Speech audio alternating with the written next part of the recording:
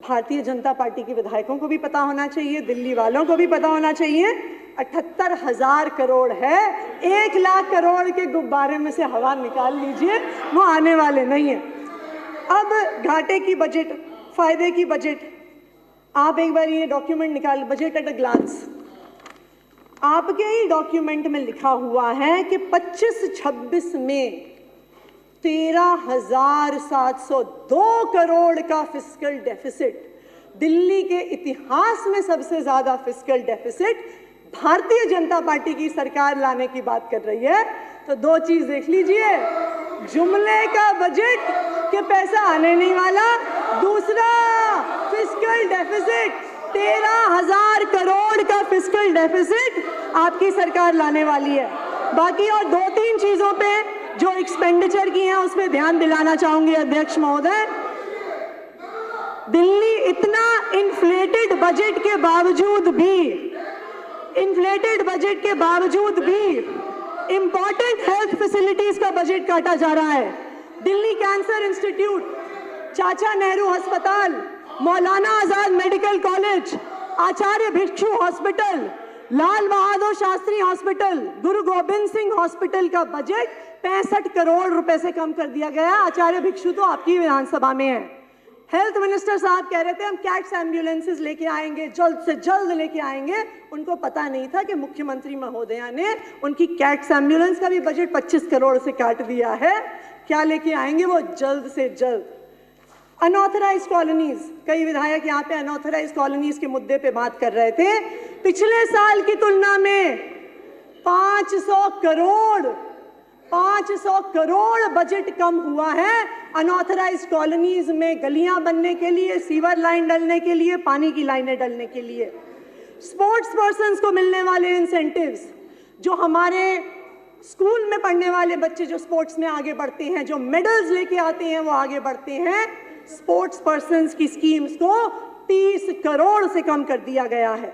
आप बात करते हैं अंत्योदय की, डिसेबिलिटी पेंशन, दिव्यांगजनों की पेंशन का जो आपने अलॉटमेंट रखा है वो पिछले साल से 35 करोड़ कम है। आंगनवाड़ी में मिलने वाला सप्लीमेंट्री न्यूट्रिशन जो महिलाएं अपने घर लेके आती हैं, उसका आपने 100 करोड़ का बजट काट दिया है। ये किया है भारतीय जनता पार्टी ने। अंत्योदय की बात करते हैं, जो बच्चे बेघर होते हैं, बेसहारा होते हैं, जिनके लिए चिल्ड्रंस होम्स बनाए जाते हैं, जिनके लिए CWCs बनाई जाती हैं, उन होम्स का बजट, उन बेसहारा बच्चों का बजट आपने 100 करोड़ कम कर दिया है। अंत्योदय की बात करते हैं आप। भारतीय जनता पार्टी ने इस बार बजट में इतिहास रचा है, बिल्कुल रचा है। जुमलों की एक नई शुरुआत। इतिहास में इस देश के पहली बार ऐसा हुआ है कि पैसे कितने आएंगे उस पर झूठ बोला जा रहा है। ये तो झूठ 1 महीने में, 1 साल में पकड़ा जाना है, फिर भी बोला जा रहा है। 78,000 करोड़ के बजट को 1 लाख का बताया जा रहा है, घाटे का बजट लाया जा रहा है, और जो मूलभूत सुविधाएं दिल्ली वालों को शिक्षा की, स्वास्थ्य की, चिल्ड्रंस होम्स की, आंगनवाड़ी में खाने की मिल रही थी, उनका खात्मा किया जा रहा है। यह है भारतीय जनता पार्टी का बजट। धन्यवाद।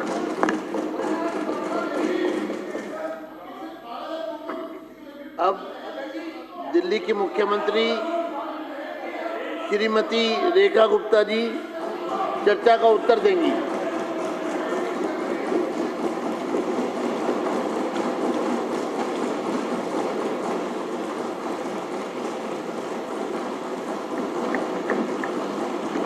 धन्यवाद अध्यक्ष जी। बजट की इस 2 दिन की चर्चा में पक्ष और विपक्ष के सभी साथियों ने, जिन्होंने भी पार्टिसिपेट किया, बहुत सारी बातें कही, पर मुझे तकलीफ है कि विपक्ष के साथियों ने कोई अच्छे सुझाव नहीं दिए। कुछ अच्छे सुझाव देते तो शायद हम उसमें शामिल करते। थोड़ा थोड़ा जवाब देना चाहूँगी। हमारे भाई संजीव जी ने, वीरेंद्र जी ने और विशेष रवि जी चले गए, नेता विपक्ष का भाषण था, सुन के जाते तो और अच्छा लगता, चले गए। इन्होंने कहा कि जी पानी पी पी के हमें कोसा गया। मैं थोड़ा सा 2 लाइनों में जवाब दे दूं, उसके बाद अपनी बात को शुरू करूंगी कि बहुत खफा है ये कि लहजा बदल गया मेरा, बहुत खफा है ये कि लहजा बदल गया मेरा, उन्हीं के लफ्ज़ों में, उन्हीं के लहजे में जब उनसे बात की मैंने। जब ये बोलते थे यहाँ बैठ के और पीछे वाले हंसते थे, तब कुछ नहीं होता था, जरा सा हमने कह दी तो चुप गई। और एक हमारे साथी थोड़ा सा उनके व्यवहार में है, थोड़ा एक्टिंग ज़्यादा करते हैं, बोल के उछल के इधर से इधर, इधर से इधर, नहीं पता नहीं मुझे, उनके लिए भी कुछ कहना चाहूँगी अध्यक्ष जी। कभी दिन बदल जाते हैं, कभी जज्बात बदल जाते हैं, कभी दिन बदल जाते हैं, कभी जज्बात बदल जाते हैं, जीवन की राहों में जाने कितने रंग बदल जाते हैं, ऐसे ऐसे लोग भी होते हैं। पर बदकिस्मती उनकी स्वयं की है कि उनको विपक्ष में रहना उनकी किस्मत में है। यहाँ होते तो पक्ष में बैठते, विपक्ष में बैठना उनकी। और हमारी बहन आतिशी जी दिख नहीं रही, गई नहीं है वो। आइए आइए, अरे अब ऐसे पानी हाथ, थोड़ा सा तसल्ली रखिए प्लीज। नहीं पानी पीना ठीक है भाई, पानी पी के जवाब लेंगे। सामान यही रखा है तो इनके लिए मैं कहना चाहूंगी कि दिल्ली का इतना बड़ा बजट आया, उसमें से कमियां निकालने में इन्होंने कोई कसर नहीं छोड़ी। इनके लिए कह सकती हूँ कि स्वाभिमान अपना तबाह मत करना, स्वाभिमान अपना तबाह मत करना, भीख मांग के निर्वाह मत करना, केवल अपना गुलदस्ता सजाने को पूरा गुलिस्ता तबाह मत करना।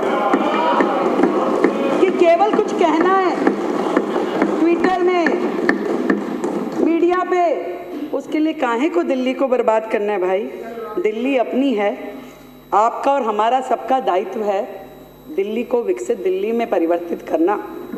गोपाल राय जी ने तो कहा कि भी जहाँ तक हमने छोड़ा उसको आगे बढ़ाओ। अब बढ़ाने के लिए आपको अपनी विधानसभा भी करनी होगी और बाकियों को भी करनी होगी। तो अगर अच्छा बजट आया है, बड़ा बजट आया है, तो इसमें परेशान क्यों है, खुश होना चाहिए। और फिर तो सच्चाई तो दिख ही जाएगी ना। आप ही ने तो कहा 2 महीने में, 6 महीने में सब कुछ दिख जाएगा, स्पष्ट दिख जाएगा कि 1 लाख करोड़ कहाँ से आया, कैसे आया। पर बता देती हूँ, फिर भी क्या है, सदन में हम सारे एक ही परिवार के लोग हैं, सबका एक ही ध्येय है कि दिल्ली को आगे बढ़ाना है। आएगा 1 लाख करोड़, और आपको बताइए हो सकता है कि केंद्र की सहायता की जरूरत ही ना पड़े, क्योंकि जितनी लीकेजेस पिछली सरकार ने इस सिस्टम में की थी, वो लीकेजेस भी बंद हो जाएगी तो दिल्ली का पूरा काम हो जाएगा। जितनी लीकेजेस इन लोगों ने कर रखी थी, सारी की सारी पाइपलाइन,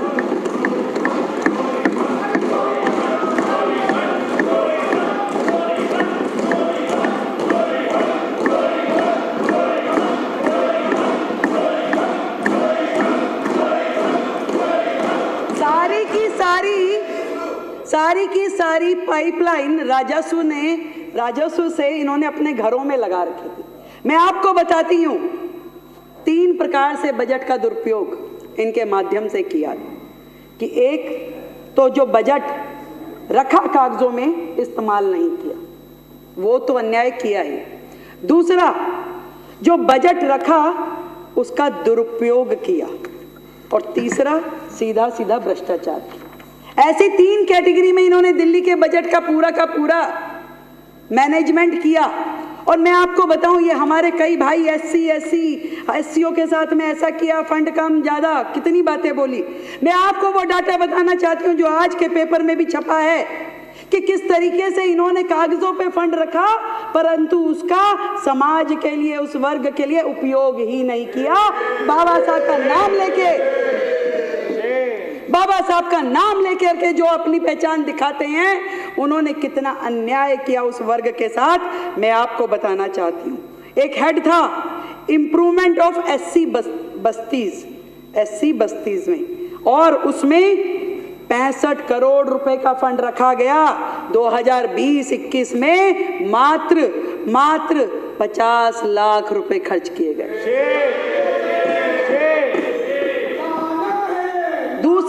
बताती हूँ, जय भीम मुख्यमंत्री प्रतिभा विकास योजना, जय भीम मुख्यमंत्री प्रतिभा, अब बोल रहे ना नारे लगाती हैं दीदी हमारी, जय भीम नहीं और भी कुछ बोलती हैं। तो हाँ वैसे वो वाला वो ऐसे करके जब बोलती हैं जय जय जय जय, अरे तभी सोच लेती, हाँ मैं लगाऊंगी, पर मैं काम के साथ लगाऊंगी।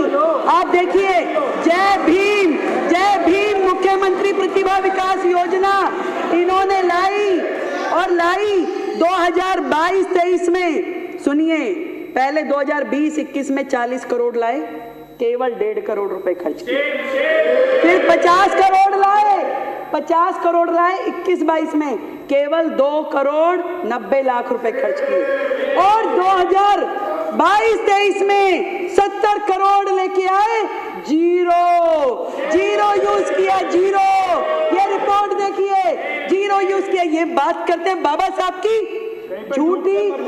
झूठ और मक्कार की ये सरकार। सुनिए, और 22-23-24 में 20 करोड़ रुपए रखे, मात्र 1 लाख रुपए खर्च किया, मात्र 1 लाख।